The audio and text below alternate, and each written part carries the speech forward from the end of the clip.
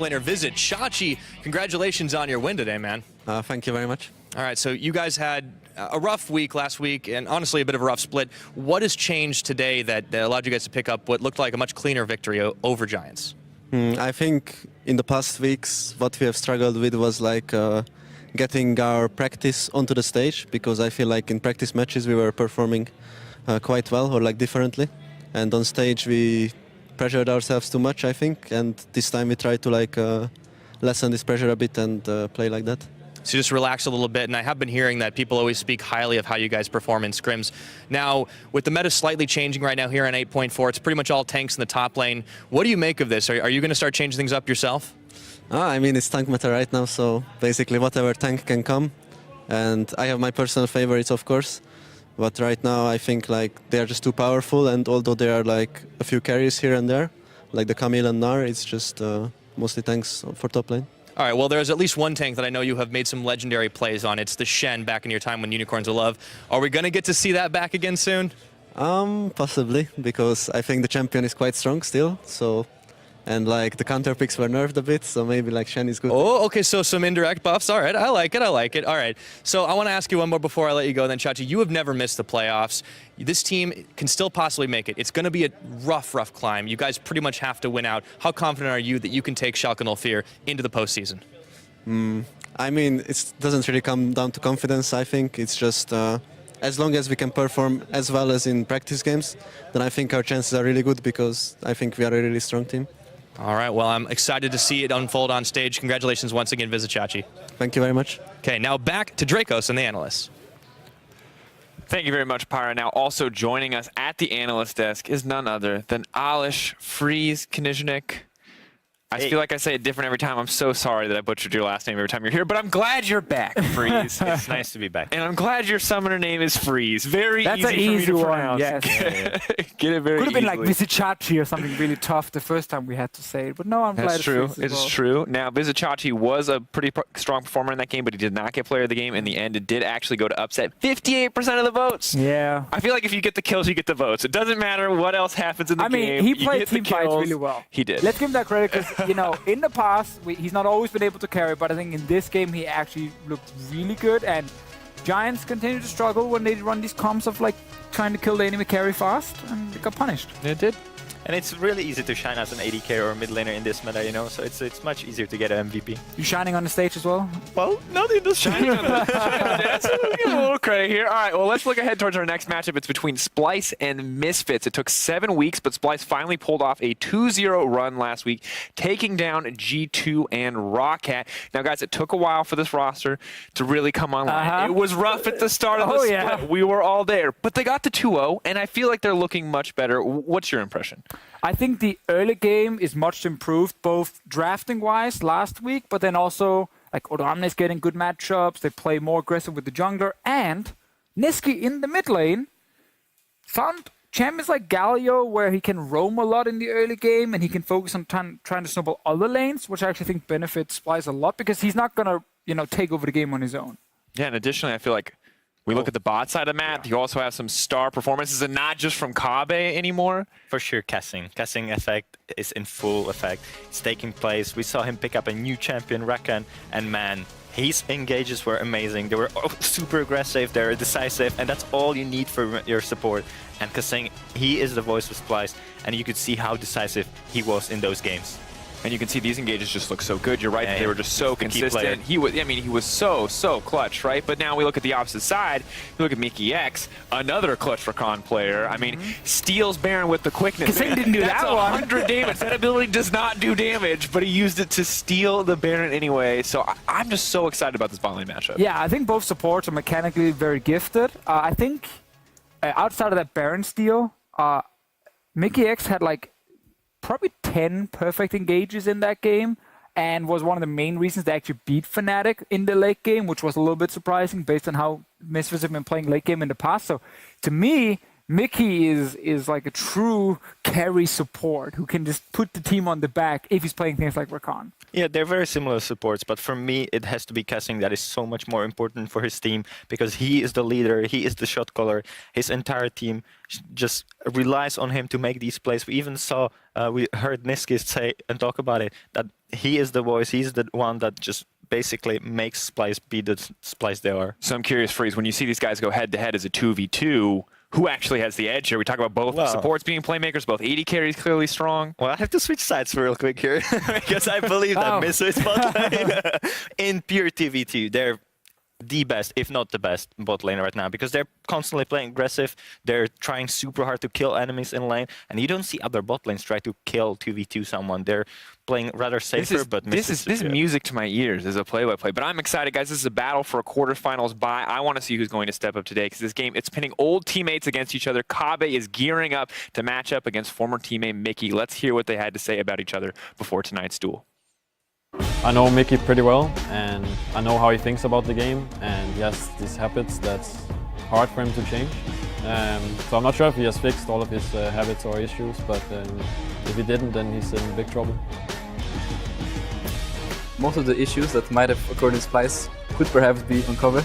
In Splyce, the case was, if we didn't win lane, then Kobe went quiet, and his negative energy transfers to me, so I was quiet as well. So I think he was the source of the issue, and now I've been freed. Hey Mickey, du er intet uden mig. Oh man, I love that. You're nothing without me. Your negative energy brought me down. Ooh, spicy. I love the back and forth. That's great. It is, especially because Splyce are winning and Misfits are not. So I love hearing that.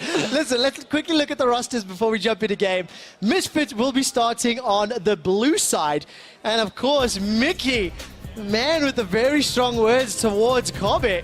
And we'll see what he can do today. And he's been one of the big performers of this team of recent weeks. You can't forget the steals. You can't forget the performances. This man has become one of the big playmakers for Misfits, and I feel like he's filling the hole that Ignar left. But, Verius, who stole it better? Mickey or Xerxes? Because both of these guys had phenomenal Baron steals last week. Whether or not you should be praising that, I don't know. But both teams looked very good. They had their moments, of course. Last week, Senkex pulled out the Anivia. He had one fantastic game and then one I'm going to forget about. And Kasing also stepped up, the man on your screen. So there's some momentum from last week, but it feels like it's a little bit more in the Splyce camp. It's quite interesting how both these teams have very similar stories in the sense that you look at Misfits and one of the biggest struggles is their underperforming mid laner. Same can be said for Splyce. Yes. You look at the bottom lanes that have been pretty solid throughout the split. Same for Splyce. Neither team has really played through their top laner very effectively. Like, it's the same for both teams. You have very similar stories, and many of the eyes fall on the junglers. So you look at Maxlor, you look at Xerxes. Xerxes has been stepping up over the last few weeks. Has Maxlor? Well, very debatable. So I'm looking at him to be one of the big playmakers this game, and I'm looking forward to seeing if he can lead his team to equalize this score, or if they will continue to fall down the standings. Well, this pick and ban, by the way, very different. You know, what you were talking about, who's going to step up, who's going to lead their team, really targeted bans. Anivia, Camille, Cassiopeia, Tristana, these are not the traditional power picks that we see ban out, but it feels like very specific, very targeted, my team versus your team, and we don't want to deal with that. And, you know, right now we haven't seen any targeted bans towards the supports. We've talked a lot about how these two are two of the big playmakers, and it's really worth highlighting how much of an impact they have had, because we look back at the Misfits game versus Fnatic, where Mickey was the one that secured the Baron, and you look at some of the plays that Kasing was able to pull off, and he's been equally as impactful for his team, and that's why we talk so much about these two supports and the impact that they're going to have over the next few weeks and as they approach playoffs. All right, the one thing that was left open, though, was Galio. And, of course, that's instantly locked in. Senkex and Misfits have played that several times, the split 3, in fact. And I distinctly remember the very first time I saw it in Senkex's hands and Misfits, I felt they were slow to pull the trigger. That was not true in more recent weeks. They've definitely learned to play around that more frequently and to try and match some of that global pressure or, you know, side lane pressure. Niski's going to lock in the Rise to be complemented by Kobe's Caitlyn. Interesting. So, I would, like, funnily enough, Misfits were one of the first teams this year to bring out the Galio, and as you rightly said, like, when we saw them play against G2, they kind of got shut down by G2 very effectively, and since then we haven't really been able to see them properly utilize it. Now we're getting to see them try it out again, where Galio is much more in the meta, where we've seen teams very effectively take advantage of it. And I love the fact that we're seeing a Varus from Misfits. I had this wonderful conversation yesterday with Deficio. We were both like, why do Misfits keep picking Ezreal? It feels like that they're failing to properly execute it, they're failing to properly utilize it, and if they want a strong laner with a good mid-game spike that can scale well as well, Varus is someone that meets all those criteria. He does indeed, and of course Ezreal, you talk about Misfits, they were in fact the most successful team with that champion. It's not saying much because league-wide it's got about a 34% win ratio, so that's struggling a little bit.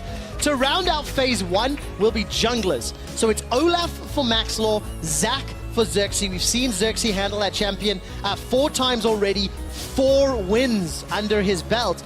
For Maxlaw, this will be a first-time Olaf, and of course it was banned in the 2 previous games. So flavor of the weekend, maybe, for EU as it's starting to grow in priority. Yeah, we've been seeing it pretty much all over the world, really. We've been seeing a lot over in North America. We've seen it over in LCK. And I think that as a jungler, it just seems to be rising in priority. His ability to duel is extremely good, but it is important that you get early leads. That's always been one of the big things about Olaf, because he's a champion that kind of runs at you, and he doesn't really do much more than that. Once he gets onto you and he closes the target, he's great, he's wonderful, he's having a big impact. But if he can't get that early lead and he doesn't get tanky enough to be able to run at you, then he kind of loses his value and you can just focus him down and shut him out of the fight right from the get-go. So Misfits doing what they've done for a very long time, playing towards early game leads. Yes, and of course can be enabled as well by the rest of the comp. You've got the Galio, I can jump on top of him. We already know that Niski's running the Rise, so what counters will be thrown up? I see Braum still open and available as the target support bans are Rakan and Alistar.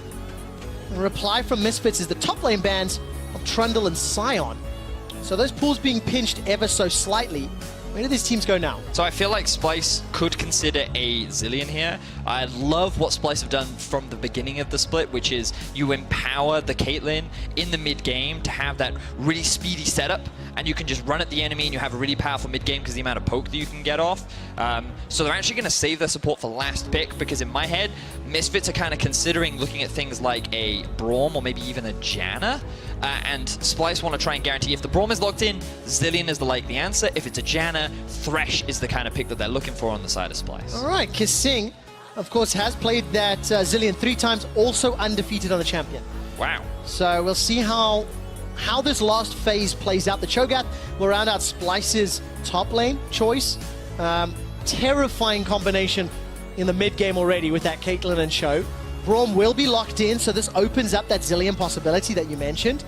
Unless Kissing has got something else to play. And of course, earlier in the week, I think it was Niski in an interview was talking about how Kissing is the most important player for Splyce, not only as an individual, but as a leader and as a voice in and out of game. The team comp is rounded up for Misfits. It's a Maokai. Sorry. Why did you turn your nose up that badly? I was literally about to say, I think we could see a carry out here from Alfari. You've got a nice tank in the mid lane, kind of off tank with the Galio. You've got a big front line with the Olaf too. I'd love to see Alfari kind of put on a carry. Go back to the old school style of Alfari, Handsummer being the big, reliable damage dealers. And then they put him on a Maokai and I make that noise. So I think in terms of the team comp, it's fine. You have another front line, you have more follow-up. I'm a little worried about the damage output from Misfits. I have this long debate with Deficio all the time about, like, I personally think that Galio, in terms of team fight damage, he has good burst, but he doesn't have a huge amount of damage outside of that initial burst, so you're mainly relying on the Varus. Whereas for Splyce, they have the Cho'Gath ultimate, they have the Rise plus the Caitlyn, so they have 2 very strong, like, mid to late game spikes. I guess Rise is a little bit more focused on the early game, but regardless, I think that I kind of like the Splyce composition a little bit more. I feel like they have a little bit more in terms of options in how to play the game, whereas for Misfits, they're very reliant on getting an early lead with the Olaf. They need to make use of this Galio, either in the bot lane or in the top lane, and focus is going to be on Misfits to be proactive, and they have done it before, but often they get those early leads and then they fail to close the game out. Yes, I agree with that. And of course, you talked a lot about the damage that Janna locked in for Kasing. A slight pivot in that pick and ban from the Zillion. But it makes perfect sense. You can heal up what little damage is being put down and allow you to reset a fight somewhat. Allow you to try and push away that Maokai and that Galio ever so slightly. Now, the one thing that Misfits do have, when they do pull the trigger, either with Maokai coming in from a side TP or Olaf running in, the Galio ultimate, the hero's entrance, is a huge game changer in the early stages of the match. Yes. I'm also looking at these fights, right? It's going to be really hard for Splyce to stop that Galio getting into the fight. But the one thing you always have to remember when playing against the Galio is, excuse me, if you can prevent him from ulting, his impact in fights is very much mitigated. So the way in which you can limit his playmaking power is if you notice he's kind of grouping up with his team, engage on the Galio. Actually make it really difficult for him to have options as to where he can ulti and offer his value. And that's something that Splyce actually have a wealth of opportunities to do when you have champions like the Zac and a Righteous Glory on the Cho'Gath as well. Ooh, okay, so options then. Gank that mid lane, go to the global. It's one of the things we talk about a whole lot when people are in that scenario. As you can see, ladies and gentlemen, the referees and QA team are behind Hansama. And Vedius, the reason I paused there, I got an update from our production team. It is a reported desktop resolution issue that is being checked on. But our theory that we discussed 2 games ago about the QA team standing behind the guy checks out, dude. We're 2 for 2. It does indeed. So nailed that one. Also, I have another thing for you. Yeah. If Splyce are to lose this game, they will be tied in the standings with Misfits at 8 wins and 7 losses. Indeed. However, if Misfits, Splyce are to win this game, and they're starting to challenge G2 Esports for that quarterfinal bye, I distinctly remember last weekend Deficio making a very bold statement that Splyce will overtake G2 and get that quarterfinal bye before the end of the regular season. Seem to recall him saying a similar thing on the Euphoria podcast. I can't remember where it can be found though, so... Yeah, I'm not sure myself. I think you can, check out Euphoria podcast on iTunes as well as SoundCloud. And YouTube, yes, I think, yes. is the other one. They've trained us well. And you can listen to, I think Yankos was on this week, the G2 squad that funnily enough you spoke to about Splyce overthrowing them. It's super like BM. Quite. To invite a guest to your show, bring them into your home, and then be like, yo, bruh, you're going to get knocked out of semifinals. Indeed. So that's something you can go and enjoy. But in terms of right now, yes, expectations from some analysts are that Splyce will be able to climb up to second. And why do you say some analysts, Vedius? What are you wanting to say but not saying? I am not convinced just yet. Okay. But I feel like we can talk. I want to save it for game. You want to save it for? I want to save it for game. Okay. I want to save it for game because there's a lot of things to talk about. I think Splyce is looking good right now. I'll give them that credit. I tell you what. Hold on to that. Okay. You don't need to worry because I just want to give the viewers an update that our technical team will be rebooting the PC and investigating the scenario with Hansama. And we're just busy getting the analyst desk ready. So I'm not going to put you on the spot. We're going to save your opinion for game. Maybe we can prepare some shenanigans. And of course, while we're waiting for these players to get ready, let's head over to the analyst desk to take a look at the draft. Thank you very much, Quickshot. Just to update, it is a resolution issue. We'll keep you guys informed as we move forward. I know you're not always excited to see the analyst desk after draft, but the good news is people here have opinions on what's going on. Now, I'm going to say, when we get the draft up here momentarily, I feel like Misfits took some big, fat risks in this draft. Is that a fair statement? What is one of the risks you are concerned about? I am concerned that they are going to be too reliant on a successful early game to win out here. Yeah. I mean, it's been a Misfit strategy for most of the split, and then they've gotten to the late game, and then it's kind of fallen flat in some of the games. But when I see Olaf and Galio, I think that combination is good. When I see Maokai, I'm always like, okay, fine, you just need a tank-to-tank top matchup, and he can lock down one target. But against things like Janna, Maokai's impact in fights outside of his long-range ult might be limited. And I'm a little bit afraid that Misfits comp, if it doesn't initially kill someone when it engages, it just lose the sustained DPS fight after. Yeah, for me, it's going to be all on Maxler playing Olaf. I want to see how he does because, you have Varus Brown bot lane versus Kate Janna. That's going to be pushed permanently on the tower. You could lose tower in 8 minutes like we saw last game if you don't get help from your jungler. But then Maokai needs some help as well in top lane, and mid lane needs some help as well. So it's going to be on Maxlord to choose what he wants to do. I do think, though, it made sense with the Galio first pick, even though there was like a lot of options. You could have first pick, a ton of other stuff. My brain just went off. But like Cyan was one example of something you could have first picked. They could have taken the Rise themselves. There was a right? Skarna, there was a Rise.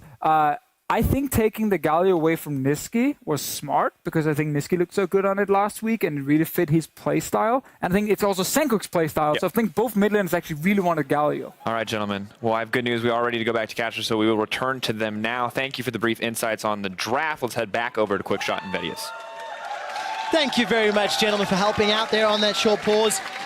And of course, glad to see that the same concerns are shared between Alan's desk and Caster desk in terms of the Misfits gaming composition. Will they be able to do something quickly enough before the consistent damage of Splyce runs out? I'm going to throw out a prediction right now. Okay. This bold. Misfits will get an early game lead. They will find that early game lead in the bottom lane. Okay. They will successfully get a kill or two in the bottom half of the map, and they will be unable to sufficiently snowball, allowing Splyce to come back later on. Okay, that's not just one prediction, that's a whole series of predictions. That is how I'm expecting this game to go. How on earth am I going to track this? Okay, I'm going to write this down. So let's start with the bot lane things. That's what I'm going to start with. Okay, got that indeed. You failed mid-game. All right, my notes are now made, and we'll see how accurately you can predict this playstyle. We're taking a look, obviously, back on the Rift. Thank you for rejoining us. That small technical issue has been resolved. And Splyce are on the cusp of knocking a G2 out of second. Misfits are on the cusp of competing for that same spot if they pick up a win here. And then they're both sitting just behind G2 Esports with 3 games left to go. You talked about the bottom lane, and you talked about the defensive, or lack of damage, rather, not defensive playstyle, the lack of damage. But what about Varus Braum into Caitlyn Janna? No one likes playing into a Caitlyn lane. No. The general rule of thumb is range supports are often, like, during the laning phase, counter, I use with quotation marks, melee supports, simply because it's easier to harass. And because you can easily harass, it means that you naturally have the push. The advantage for Misfits is that they have the all-in once they hit level 6, which is where Splyce will then have to show more respect to their opposition. But up until that level 6 mark, Splyce should have the push advantage, and they should be the ones zoning Mickey and Handsome away from the farm. All right, so let's see how that plays out.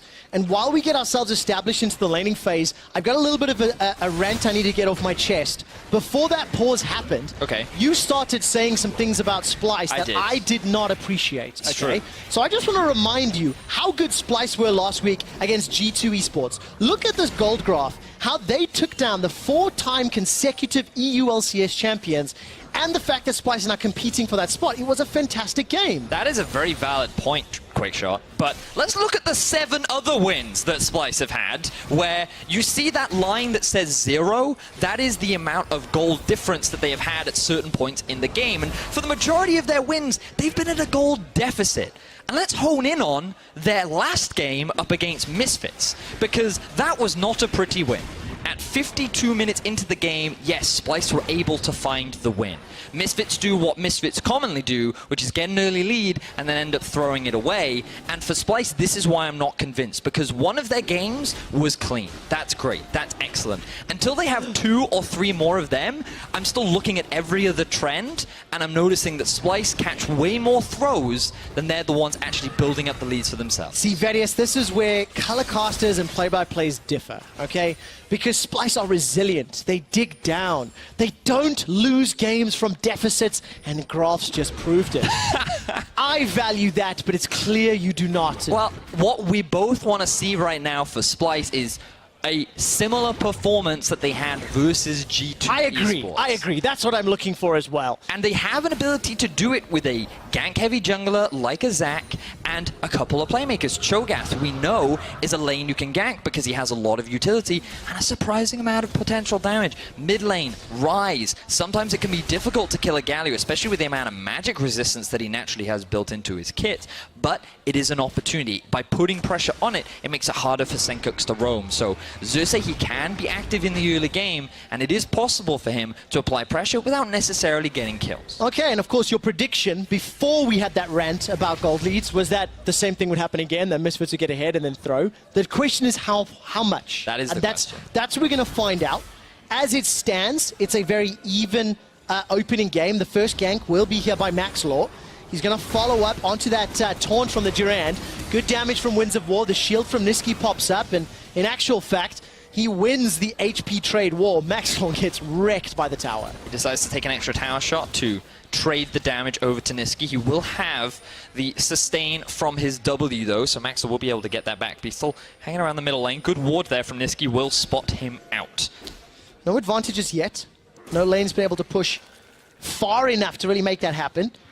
And Maxlaw is continuing to contest the jungle here behind Nisqy. Now, Xerxes was waiting in the wings and will be the first one to move. Stretching strike connects with a chicken. Flash forward there from Nisqy. Gets the root down. First blood available. Not going to be secured just yet. Winds of War. Finally, Nisqy gets the kill secure. Senkux is now running for his life. Nisqy misses the overload. Misses the ability to get a shield. And now Xerxes gets tagged and pulled backwards. A stretching strike comes out. And a miniature Zac gets justice punched in the face. A flash forward just for giggles, and it's 2-1 for Splyce. So Splyce find that early game lead. Probably not how we initially expected. My predictions already gone out the window, and Splyce, they start themselves off with a small advantage as we see a bit of trading down the bottom lane. Oh, that Unbreakable blocked a lot of damage, and Carbe got chunked out, but just good positioning and I think communication there from Xerxes and Nisqy.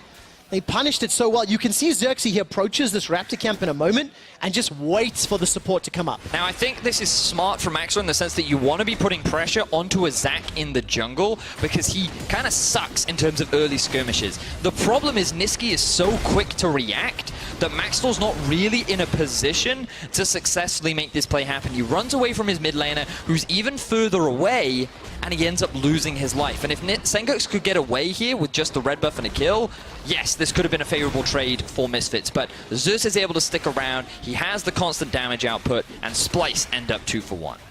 Early advantage, 1 kill to Xerxes, 1 kill to Nisqy. I'm very happy that you corrected your prediction, but what does Xerxes do with the rest of this pressure? Where does Xerxes go? Well, I think he can continue to pressure in the middle lane, try and deny Senkux from going for that ulti play down towards the bot side of the map, which Misfits are still looking for. You can already see the vision being set up towards the bottom side of the map from Misfits. This is definitely the kind of angle that Misfits is trying to play for. Here we go, this is it. This has to be it. Oh, not going to happen yet. Remember, Misfits week 1, it's a long time ago. They set it up, but they didn't pull the trigger. I'm waiting for them to pull the trigger. Xerxes waiting. He's going to be able to respond. He's backing right now. I can see the play coming in. Misfits, they're going in. All right, there's the elastic slingshot from Xerxes. It's a 4-on-3 combat. Forced to flash defensively. He's run down by Maxlaw. There's at least a trade back into MixCX, and the fight is now messy. Kissing's running for his life. Maxlaw gets a double kill. It's the smite to secure it. All of a sudden, Xerxes left alone under the tower. Some support's coming from Nisqy, but I don't think they can win this fight. Misfits with a flawless tower dive. As predicted, Misfits making the bot lane play. Forget the early skirmish. This is how Misfits wanted to start off their game. Now, Mickey, he tags the tower a little bit too long, unfortunately, and due to a good ulti there from Xerxes and the fact that the tower aggro actually swapped over to Mickey meant that he ended up losing his life, so it ends up being a 2-for-1. But the reality is, Misfits are still able to shut down the bottom lane. They burn every single summoner spell. Hansama is able to get a lot of early gold, and importantly, Maxlaw gets the early lead that we talk so much about in the draft. And of course, first move after that tower dive, Corbe is going to leave the lane. Nature's Grasp is thrown down by Alfari just to, I think, push that wave out, remove any sort of threat of a dive. And first lane swap. So talk to me about the map now. What is this going to do Obviously, Kobe and Kasing sort of surrendering that 2v2, but it's going to allow them a lot of damage top. Exactly that. Splyce's bottom lane was concerned about the all-in power that Mickey and Hans Summon now have with both the Varus ultimate, the Braum ultimate, and the lack of summoner spells that they had available. So the best strategy for them is swap out, secure an early tower, and then just kind of stall, avoid the threatening lanes. Misfits, they just kind of accepted it, and they'll be looking to trade a tower themselves in the bottom side of the map, but it should be a little bit slower. The other fortunate thing going in favor of Splyce is that it is an early Cloud Drake on the board, so even if Misfits secure that early Dragon, it's not the end of the world for Splyce. Okay, let's see who's going to get the advantage. I mean, one of the options, I suppose, of reducing that Galio dive power, open the map up. Prevent an extended laning phase. Prevent such a clean, easy setup from happening. And I want to see how these lane assignments play out, because if you can keep playing that sort of dominoes game where you move your pieces around side to side, you never allow Senkux and Maxwell to have that dive buddy combo that we just saw. And I think it's important for Misfits to once again find this early lead. We've talked about its value, but also how we've talked a lot about that they regularly lose it.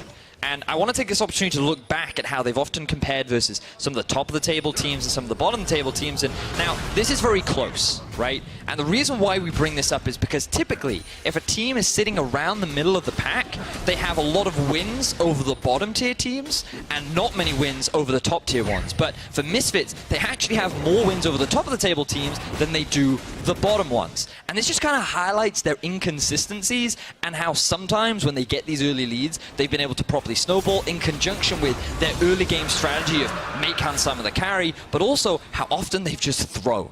Yeah, and of course Misfits, the only team in the league to have a 2-0 head-to-head over Fnatic. Taking them down consistently both times, dramatic games, both times. With a couple of those mistakes, a couple of those back and forths. And as we've crested 10 minutes, Splyce got the first tower, as well as the first blood. Misfits, on the other hand, they got the first dragon. It's a cloud, arguably actually going to help them out with this comp that really does want to set up those dives, initiate. But we'll see how effectively they can do it, because Hero's entrance is available. Maxwell's waiting in the wings. There's a bajillion wards in the river. Bajillion, exactly that many. And Xerxes read it, though. He's aware. He's waiting for this initiation. And he stood in a control ward, so he knows the vision's not there. Here it comes, here it comes. All right, where's the Hero's entrance? Senkux is coming down. Gigantic Monsoon in the back end. That's healing up Splyce, but for how long? Kobe is already taken down. 2 quick kills for Misfits. They've got the damage now. And Xerxes gonna jump forward. Elastic slingshot. The tower's not in range just yet, and he's forced to run for his life. Another 2-for-1. Exactly the same play happens to Misfits, and even though Xerxes tries to be there to respond, it ends up in exactly the same way. Tower will now go over in favor of Misfits. They pick up 2 extra kills. They're continuing to shut down the superstar bot lane of Kobe and Kasing, and Misfits get themselves the early game lead that they wanted. Man, what another good dive. Mickey is the sacrificial lamb, though, both times. And my biggest criticism here is look in the middle lane. Yes, the dive, very much exactly what we saw from last time, but why is Niski walking towards the top side rather than trying to answer this play that Misfits is setting up? They've already done it once. You know that they're going to do it because Xerxes in a position to do so, yet Niski, with enough time to make a round walk play towards the bottom side of the map, does not respond and allows Misfits to get the advantages that they've been playing for in this early game. Teleport was available for Odo as well. Very clear. Xerxes reading the play, letting the team know, I would assume, in terms of the comms. Xerxes, by the way, 3-0-1, the recipient of a lot of those kills. Though, if this were solo queue, I would be a very unhappy man, because Maxlaw's Olaf, 100% kill participation, 3-1 and 2 already. And it sucks when an Olaf gets fed, and you have to deal with that. One thing I will give you credit for, though, Verius, your prediction came abundantly true after that little trade in the jungle. So I will ignore that for this scenario. Give me another prediction. What happens next? So, next prediction will be that Misfits will look to play through the... Okay, this is less of a prediction, like, this is what I expect the teams to do. But what I expect to happen is Misfits will look to play through mid, because if they can open up that mid lane tower, setting up deep vision becomes easier, and utilizing the Galio becomes easier, which is very crucial for this Misfits squad, which is why Kobe and Kasing have already been rotated here. They want to act as wave clear, which is much harder in theory to dive than a Rise. And so that'll be Misfits' next game plan. But I'm still concerned about the rate at which Misfits is snowballing. They have a decent, I mean, they have kind of a very small goal lead at the time being. Yeah. And once we reach 25 minutes, when Splyce are in a better position to team fight, that's when I'm looking at this roster and thinking, okay, Splyce, better position to try and force the Baron, better position to actually have more damage in these fights. And I think Misfits really need to keep the pressure going, which I'm not entirely confident they can do. If you're a Splyce fan, and if you are looking for them to challenge for second seed, looking them to get that quarterfinal bye, Splyce all split long have been a good team fighting team. Yes. They have been good in the mid to late game. They've shown as a 5-man unit they've been strong when other elements of their game have been weaker.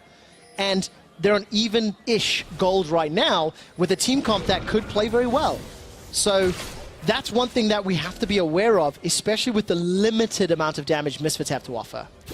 And when we say limited, we mean like if Misfits can't naturally get that burst out from Senkux, right? But even then, like, Senkux hasn't gone for the Electrocute Galio that we saw a lot of in the EU LCS. He's actually gone for the Aftershock, which has come a little bit more common over in the LCK, which is more of the off-tank Galio, frontline kind of diving dude that just soaks up a lot more damage compared to going for that one shot that he often did so regularly during the regular season of the EU. I like that.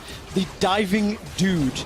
Well, we'll see what the diving dude Senkux can do, because he's currently working with the rest of the team. 5 members of Misfits near this mid tower, and Misfits' vision this game has felt excessive but effective. Yeah. Because every side of the map they are playing on has been very well warded. If you look at the minimap, Misfits have got a plethora of wards in the top half. Like, the entire top half of the map is in vision. And that was why they were pushing the top tower. Obviously, Peel to go middle now. But I am surprised that they chose to use the Rift Tile top rather than mid. I felt like that they had more than enough time to properly set up for it. And now it kind of feels like that they need to reset. The Maokai has now moved back towards top. Galio has actually gone towards bot lane. His TP is on cooldown, but will be up relatively soon. And to me, it feels like Misfits kind of dropped the ball a little bit there. Splyce will be bought a little bit more time of reprieve, can continue to farm. Remember though, at this point in the game, Misfits is definitely stronger. Rageblade already finished for Hansama. The engage tools on Misfits, so much stronger than that of Splyce. And Niski still stacking up his tier. So Misfits will be the ones keen to fight, and Splyce for now, just going to rely on the stall game. Well, look, in this game, Misfits control their destiny, right? They have to make the dives, they have to make this Galio damage Very work, true. protect Hansama. There's an initiation somewhat here from Xerxes, but also Misfits control their destiny outside of the game as well. If you look at the next few opponents, Giants, Rocket, Unicorns, all directly around them in the standings. And if Misfits win out, they just guarantee not only that playoff spot, but potentially even higher seeding. And expectations would be that Misfits would be the favorite in those matches, but the reason why this Splyce one is so important for them is because they want to solidify themselves as ideally a top 2 team. Yes. Coming into playoffs last split, they were like the 6th place team that everyone's expectations were so low of that people thought they were just going to get rolled over. And then they surprised everyone and they made it to finals. Vedius, you said at the beginning of the year that we should not expect a huge amount from Misfits, that it's going to be another slow regular season, that this is a team and an organization that thrives in best of 5s, that thrives in prep, that thrives in that environment. You know, really study a single opponent for a week, figure out how to beat them, and that was the Misfits that got to Worlds, that made it to quarterfinals. We're kind of seeing exactly that. We're kind of building up, because the Misfits mistakes and the Misfits errors that we've seen all split long, they don't seem like they are insurmountable problems as we near the end of the split. Yes, but you can't ignore them. But that's the big thing, right? I'm glad that they found ways to mitigate the weakness or the exploitable weakness that has been Senkux during the laning phase. And I'm also glad that Misfits have been experimenting with all of these different compositions, while sometimes they have been unable to execute. And why that makes me excited is coming into playoffs, Misfits know that whatever the meta is, they can pull it off. Now they've got to pull off securing this mid tower, though. All right, flash away from Hansama. Let's bounce used by Xerxes, and he's going to escape with his life. Maxlaw waiting off to the right-hand side of your screen, and it is still a dead even game. 1 tower to 1. Gold is very close. Misfits have got the late game insurance of 2 dragons. So while they may not have a huge amount of natural damage built into their comp, an Elder Dragon plus however many Elemental Dragons may just be enough. Chain of Corruption will lock down Xerxes. His passive is going to get popped. That self-division is already all grouped up. Realm Orb comes down from Niski. A teleport from Odo. He gets interrupted. Shut down onto Xerxes. That was a great interrupt. A cheeky attempt to save his teammate from Odo. Ace in the hole will tag Hunts. Remember, he used his flash already. Niski's looking to lock down Maxlaw. Overload into Rune Prison. Won't be able to lock him down anymore with the Ragnarocking Olaf running away. And Splyce, despite trading 1 for 1, they are the ones that are getting the tower damage. The fight's not over yet. Winds of War flying in from the side. Splyce take down the mid tower, and they're retreating to save their lives. Surprised that we saw no Galio ulti there. Felt like the Misfits were in a prime position to use it, and that could have been the thing that helped them secure the teamfight win, but it ends up in a 1 for 1. Splyce secure themselves a tower, and the game remains close. Now, this initiation has been done multiple times from Xerxes, largely to zone Misfits away and help wave clear. But a good ulti from Mickey and a follow-up from Hansam allows them to get the punish.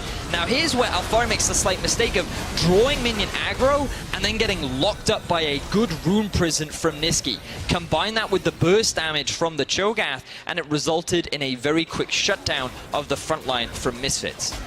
One of the things that we talked a lot about from the Splyce side, the reactions.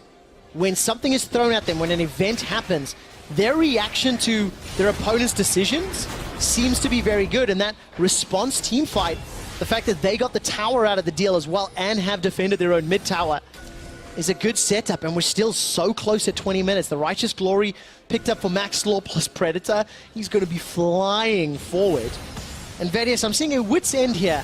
Second item for Hansama seems pretty logical into Zac, Cho'Gath, and Rice. And a Janna. So the basically lots of magic damage on the side of Splyce. 4 huge AP damage. Janna's definitely what I'm scared about. You know? Dude, that area damage is obnoxious. Regardless, the point is, I think it makes sense. And it synergizes nicely. It's called the on-hit Varus build. Wouldn't be surprised if we went for a Blade of the Ruin King next.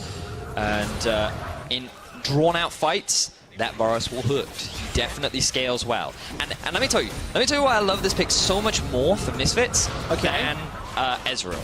Because the thing about Ezreal is you have to play him perfectly.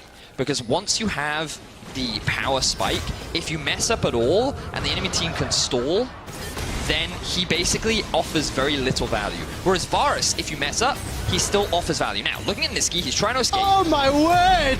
Look at those blue suede shoes and the two-step. Niski survives long enough to bait out a summoner spell or 2. Flash from Senkax, flash from Alfari for the follow-up engage. Now Kasing's running for his life. Nature's Grasp is trying to catch him. And despite Niski doing his best effort, he still gets run down and the tower falls, but I like the sidesteps. Bit of a weird flash there from Alfari. Not sure what his intention was. Difficult for the rest of Misfits to follow up. And Splyce are able to successfully trade towers as Odo secures himself that tower down in the bottom lane. Whoa. Is this it? Is this the moment where Splyce could throw the game? There was risky Baron calls last weekend. Remember, Baron, the first take, he's going lower and lower. Senkax gets a Justice Punch onto Kasing, forces out the Monsoon. 3,000 hit points. Xerxes got Flash and Smite available. There's a steal on the cards. They're also into a feast. And Misfits, they realize the risk. And they back away into Smite plus Feast. That's never going to be a 50-50. So I think their goal was to try and rush the Baron down and maybe find a pick onto a member of Splyce with Senkax lying in wait. But Odo Omni was able to get to the Baron and they couldn't do enough damage to it where they felt confident enough to try and go for the plays that they did last week where they often CC'd the enemy jungler, then secured it and then ran away. So Misfits just, again, something that they've done a lot during the regular season, use the Baron to, not for the Baron itself, but as an opportunity to create plays. And unfortunately for them, they were not able to make much happen this time around. Of course, it forces your opponent hand. You have to respond. You can't give that over, especially not at 22 minutes. And this time around, Splyce are now setting up. It's an Infernal Dragon, third of the game at 22 minutes. That's a fairly high number of dragons, but look at the Summoner spell cooldowns. Teleport for Senkax available, but there's no hero's entrance. And that dragon was just instantly run down. Realm Warp's going to be used to take Splyce to safety. And they easily get the objective. We're setting ourselves up for a crazy, crazy mid-game. We certainly are, and you're still thinking at the back of your mind, was the early lead big enough for Misfits that coming into the mid game, they will be able to win out on these fights? Will they have the damage required? We saw Senkux go for that burst combo, and he wasn't able to one-shot the Janna. Nope. He's not going for the full kind of AP one-shot build. He's being that front line, he's being that extra utility, and all of the damage is coming down onto Hansama. And that's not to say he can't do it. We've seen him do it in the past. He's been a big carry for the team, but it's always worrying when you only have this single player to rely on when these next few fights are going to be the determining point as to who takes the game. It also feels like whichever team gains an advantage has all of the tools in their kit to keep pressing that advantage. It's true. They've got a lot of engage, a lot of initiation, actually both sides of the rift. And as you can see on your screen, it is a peripheral-related issue on the Misfits camp. I'm going to assume Alfari because as our running commentary goes... Mouse sensitivity is what I was told. Oh, interesting, interesting. Fun fact, I play with a DPI of 3,000. Yeah, but that's horrific. Your wrist, if you just accidentally twitch, will send you like everywhere on the rift. Oh, it's perfect. So the reason why it's that, it may be the reason why I have really bad wrist issues now, but when I was starting as a League of Legends player, I was told that pro players had extremely high DPIs. And you believe that person? I was under the impression that because I wanted to be a pro player, that I started doing that. So I bought a mouse that had 3 settings, which was 700 DPI, 1200 DPI, and 3,000. And I immediately put it to 3,000. That's still my mouse today, and it's the only mouse I can use. So did you also follow a pro player advice on whether it's flash on D or flash on F? How did you determine that? I just would use whatever the default was, which was D default flash. So you and I are both flash on D? We are. Settled. It's the only way to use flash. Everyone else that uses on F, you're wrong. The settings issue has been resolved, and we're loading back onto the rift. Thank you for that nice little diatribe on the side. I use much lower sensitivity because I come from an FPS background. Oh, that's fair. There we go. Well, let's take a look at 23 minutes. And the Baron attempt from Misfits felt risky, but they peeled away at the right time. We've seen some risky Baron setups, all split long, or year long, actually. Like Vitality? Like all the time, right? But let's evaluate how both of these teams play around Baron. What is your opinion on how... Let's start with Splyce, because we've already covered some of Misfits and their Barons over the last, let's say, 3 weeks, recent memory. So I don't think Splyce have had the best Baron setups. I think that a lot of them have kind of been haphazard, and I mean, that kind of goes to show, given that last week in the single Splyce game, there were 3 Baron steals, 2 of which were done by Xerxes, but the fact that they were in a position where they had to steal the Baron rather than set up for it is not an ideal one. And like, they had to steal the Baron away from Schalke too. Like, their Baron setup overall has not been ideal. Right. I think that's just something we heard from Kasing when he was on the podcast, was very much that the members of the team have different ideas about how to play. And we'll see how that works. As Xerxes, he's in so much trouble. We'll be able to use that ultimate to escape. Chain of Corruption spreads, locks down several members of Splyce. Okay, the tower is still alive, but not for much longer. Wit's End, Cutlass, as well as Rage Blade for Hansama.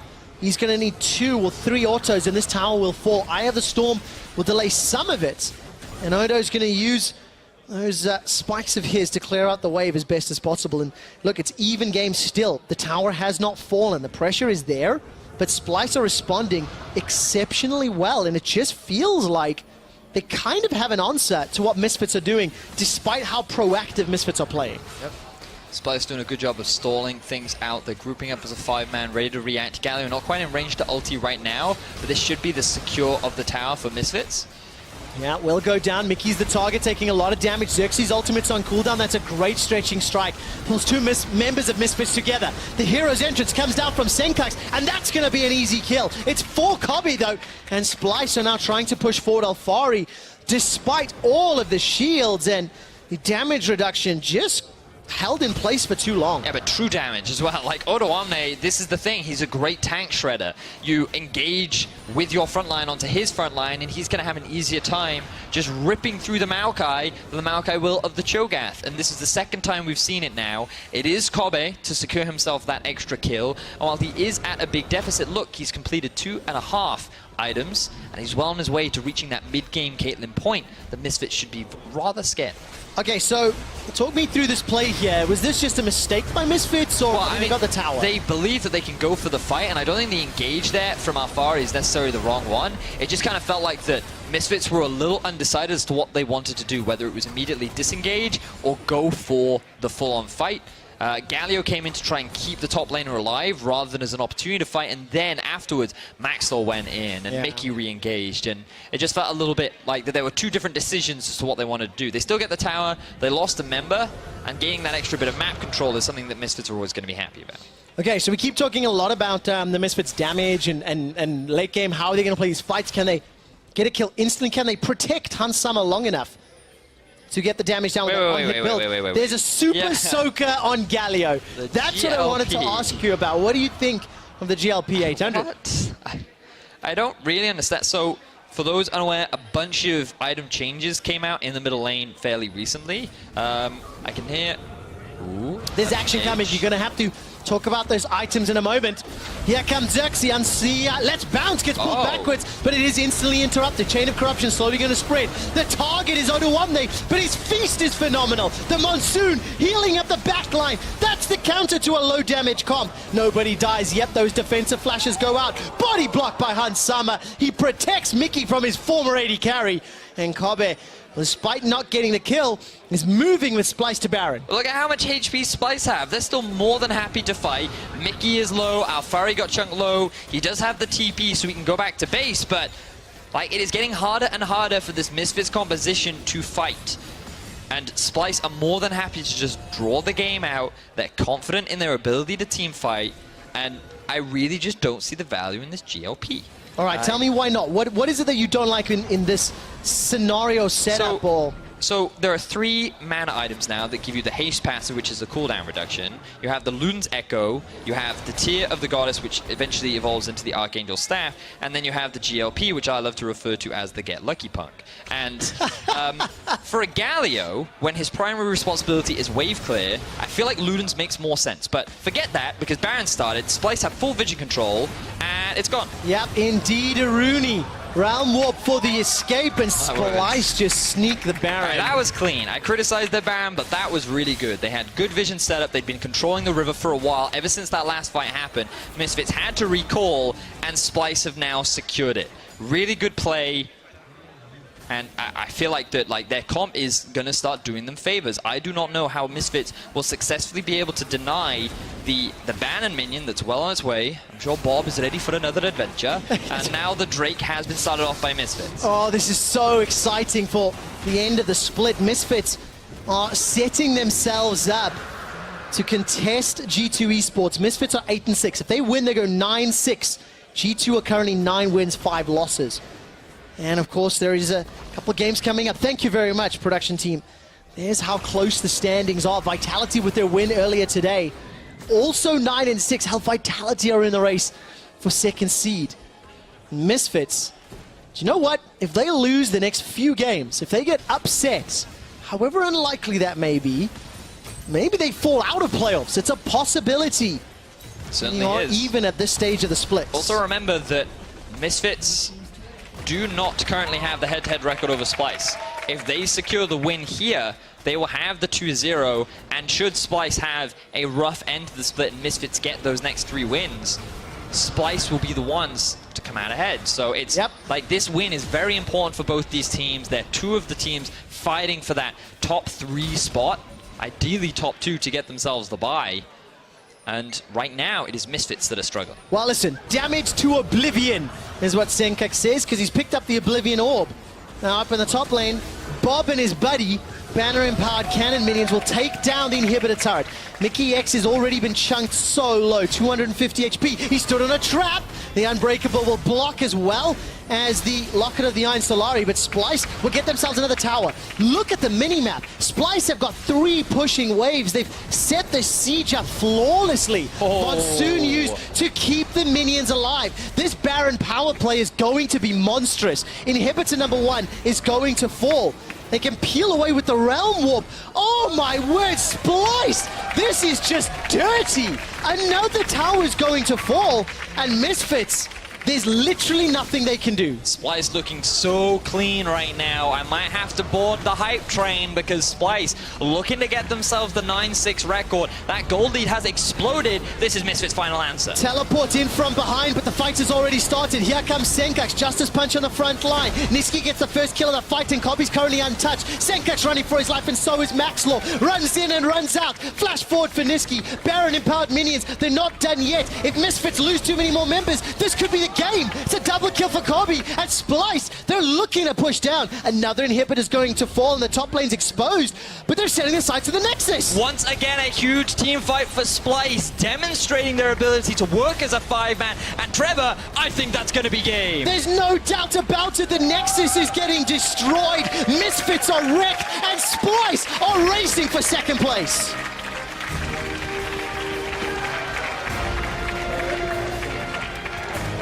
Splyce, they did fall behind a little bit in the early game, but they answered well. They swapped their bottom lane up to the top. They kept the gold even. Misfits couldn't snowball the early game, and it kind of went, I don't know, like I predicted a little bit. Yep. They got advantages in the early game. They got them through the bottom lane. They failed to team fight, and then it was simply a matter of Splyce outscaling and outperforming in these fights. Like I said at the beginning of the game, Vedius, Splyce smashed the G2 last week. That's true. And while the gold graph may not look as dramatic in this game, they just felt like the more in-control team. Their team composition maybe allowed them more options, cannot be understated. Because despite some flawless dives, Misfits just did not get enough of a lead. They just did not get enough advantage from it to go further. But I've also got to criticize this build from Senkax, yeah, in the middle lane. Like, it doesn't make much sense to me. I'm not sure what the goal was. Why did they need another tank?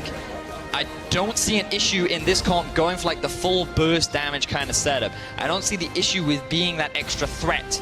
And he decided not to. He decided to be a tank, and I feel like that hurt the team much more than it helped it. And then like going GLP into what was looking like a Morello knock, third item Morello makes like, it does not make a huge amount of sense. So a lot of question marks around Misfits. Wasn't happy with the draft. They couldn't properly execute. And Splyce, they did exactly the opposite. They drafted a well-rounded comp. They mitigated a lot of the early strengths that Misfits composition were able to bring. And then they got to a point that they knew they could out-team fight, and they did exactly that. So, Vedius, this brings us to a situation where Splyce are now 9 wins, 6 losses. They are currently tied for second with Vitality and G2. Of course, G2 can win that game later, go to 10 wins. If Fnatic win their game, they go to 11 wins, so the race is on.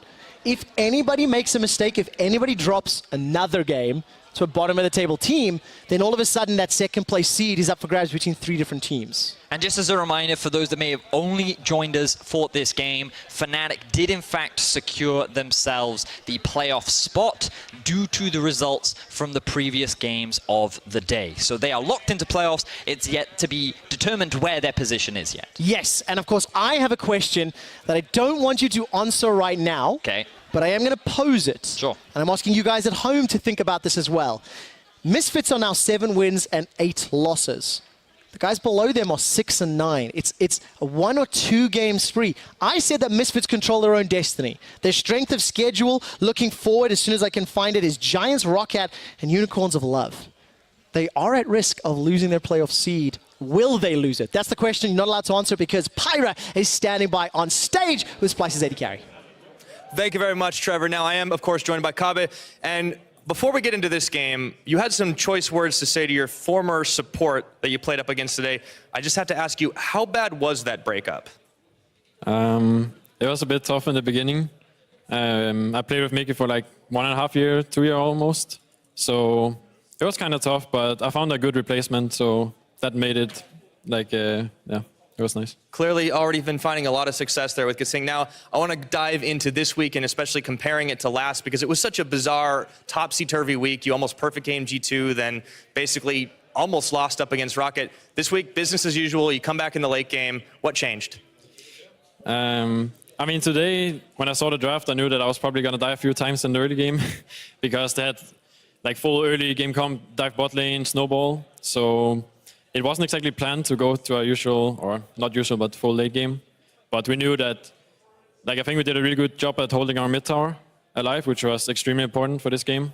And I think we just stalled it out well. And if our comp against theirs, if it goes past 20 minutes, then we just auto-win, basically.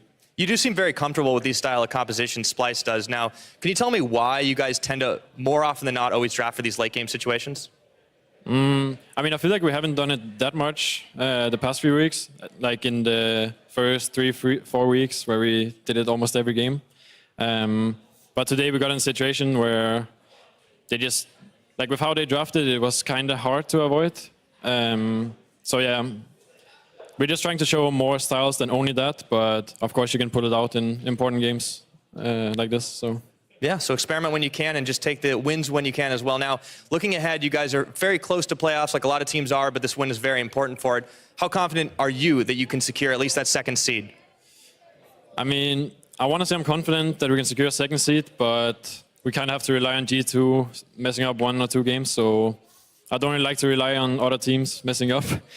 But I think for us, we just focus on winning our last 3 games now, and I think we should be able to do it if we just keep our momentum up. So maybe we can get second. Keep your head in the game, and of course, keeping the fingers crossed for H2K next game, and we'll get into that one later. But first, we got to send it off to the post-game analysis over to Dracos. Thank you very much, Pyra. Now, a very dominant start for Misfits. Their composition working as intended. I feel like Splyce rather unable to stop all these tower dives. Smack, smack, smack. And it looked good. And then it looked really bad. And it was a very sudden transition, but it happened. So for me, I want to know, from your guys' perspective, what was the actual break point where this started to go wrong for Misfits? Because the first couple dives looked absolutely fantastic, and then just slowed down. I think we will completely agree with the Fisher because, you know, they won the bot lane. They started diving bot lane. They took all the advantages they wanted. But then once it came to swap to mid lane, Zac was there, Xerxes. The Zac pick was so crucial for the defending of the mid tower, where Hans Hammer was just so scared to hit the tower when Zac was constantly pressuring him. And it took them too much time to snowball the lead. I find it very interesting that they, after killing bot tower, they're like, haha, mid tower, that's what we need. I'm like, why not just swap top first? Yeah, they should have swapped top. Kill the top much early. We're talking like, what, 14, 15 minutes into the game. Push that lane deeper, so when you actually are going to siege on mid turret, you can walk in and find Xerxes, and he can't just jump over the wall every time, and you can pretty easily threaten them to back off with Kate Janna, and you can just take the turret. We're talking again pre-20 minutes, and then suddenly it gets a lot easier to play your snowball comp. And but on the one they hand, were like, nah, mid tower. Splyce did a really good job of stopping some of this, but also does feel like a lot of missteps coming in for the Misfits. Now, there was one replay that we kind of talked about throughout the entire game, one kind of moment here. Deficio, I want you to run us through it because you were especially vocal about like kind of what went wrong in the Misfits decision-making, but it looks bad from an audience perspective because it involves Splyce members dying, but it's actually totally fine. It's just, this is why I sometimes get scared when Misfits draft comps that get outscaled pretty hard, because they have these tendencies to not take the big windows they get to really snowball the game. So the example here is where it's actually fine for Misfits. After they've given up killing mid tower, they finally realized maybe we should just go top instead. They kill Niski. And now, messed up. So. Yeah, so okay, fine. He ends up dying in Flash where he tries to buy time. What's important here now is the fact that Odoamne, you guys can't see it, we're hiding it for you, but he's bot lane without teleport. And Misfits could rush Baron instantly. We're back, guys. So let's pretend we go back 5 seconds in time here. They kill Niski. Odoamne is sitting bot lane without teleport. If you're Misfits, you have all 5 members top. You have Varus with Grinso, which is one of the strongest rushing down Baron. Exactly. Olaf as well drops a bit low at the Baron. Smack, smack, smack. Great. You have tanks in the Maokai who can tank. Rush the Baron at 20 minutes. Or 21 minutes this is. Rush it. Top laner, Cho'Gath, no TP, can't join in time. Don't flash randomly go on the enemy Janna without your team there to follow up. Then spend about 15 seconds running around in a circle for them to kill your bot lane tower and walk all the way from bot lane to Baron by the time Misfits were like, oh, I guess we should do Baron here. And then it's like, now it's too late, and now you can't finish it. Yeah, and I mean, it did really, really fall apart. And the worst part is that once the ball was in Splyce's court, once the game started to even out, we hit the point where Caitlyn isn't quite as scared as she once was with the Olaf. Right. Splyce immediately start making aggressive decisions. If we take a look at our next replay, not any kind of hesitation when it came to Splyce. They see an opportunity to Baron, and they just make it happen. No worries here. Yeah, they have Ryze as well, so that Ryze Caitlyn combo that instantly rushes down Nashor. You know, Ryze super high damage on Q, and then Caitlyn just out-attacking over the wall. But for me, it's Misfits. You know, I have to say that it's Misfits. I've seen them play throughout the entire split, and they've been setting up themselves with these champion drafts where they just pick early game, mid game, and they have to snowball. They put themselves in the situation where they have to squeeze all the advantages they can get, and they just don't get it. Yeah, again, they don't abuse the windows that are actually there to get the big leads. Not the, we got one extra kill, or, okay, we eventually got a tower. Like, you need the Baron. Then you need to take multiple turrets from that. Then you need to deny a jungle camp from the enemy. And then the next Baron is where maybe you finish the game.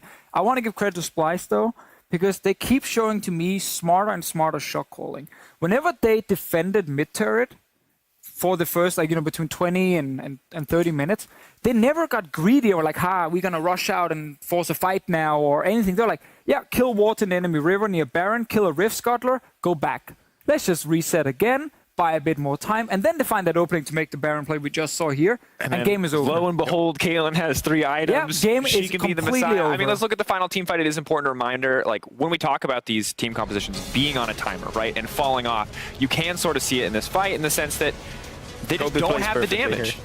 Like, you have to kill Caitlyn here.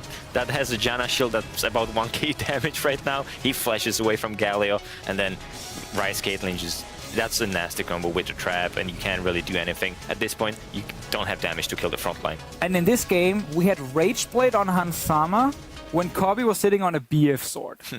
Like that, it almost cannot be bigger in terms of the difference in power spike. And yet, the Kobe 2v2 lane were able to defend the mid turret for 20 minutes, basically, against a Rage Blade Virus. And these kind of things, the goal graph kind of shows it as well, how Misfits just kept kind of like basically getting a little bit ahead, but then never enough. And the moment we got to late game, crash. Bam, yeah. That's like watching Bitcoin right there, crashing straight down. You guys need to get out of Bitcoin, man. You guys and your cryptocurrency. All right, well, Splyce did look fantastic, and Misfits looked shaky, but with Splyce taking a crucial win, rather, in the fight for the top spot, we are going to take a look at the latest update on the standings. For more, let's hear from Aaron Medic Chamberlain. Thank you very much, Dracos. I am here for a checkup on the health of the league and the health of some of our teams remaining. We do need to start off with one sad passing in the league. No longer can we have 11 games of tiebreakers, guys. The maximum amount is about 7 now, so I apologize to anyone who is waiting for that eventuality. There are still 130,000 different possible scenarios that could play out, though, so let's have a look at a few of them. Very importantly, Fnatic have locked that top spot. The first 2 games got it for them, and then, of course, the win later on that they may get or may not get would definitely secure that spot for them as well. Interestingly, Splyce now with a 2-game cushion over Misfits Gaming means that even if Splyce lose all of their games and Misfits win all of their games, that's the only way that Misfits can topple Splyce from that spot. Vitality and Splyce still playing for that second spot alongside G2 Esports. Now, G2 play up against H2K later on today, which is a big match for both the teams. G2 could secure their lock on that second spot, maybe even challenge for first, whereas H2K really need to win some of these games. They wouldn't be out if they lose, but they're probably not going to make playoffs if they do. Alongside that, Fnatic are going to play up against Roccat, which is a big game for both teams. Fnatic obviously want to secure their spot at the top of the league, get that bye going into the semi-finals. But Roccat, on the other hand, are sitting precariously in that 6th place spot. You never know what's going to happen beneath you. 3 teams breathing down your neck, and above you, teams are starting to pick up wins as well. You've only really got Misfits that you can chase down, so they'll be trying very hard to get that win. Up next is G2 versus H2K, which is going to be a barnstorm of a game. Make sure you stay tuned for that. We'll be right back after this. Flash forward there from Niski, gets the root down, first blood available, not going to be secure just yet. Winds of War, finally Niski gets the kill secure. Senkax is now running for his life. Niski misses the overload. The 4-on-3 combat, forced to flash defensively. He's run down by Maxlaw. There's at least a trade back into MixCX, and the fight is now messy. Kassim's running for his life. Maxlaw gets a double kill. Gigantic monsoon.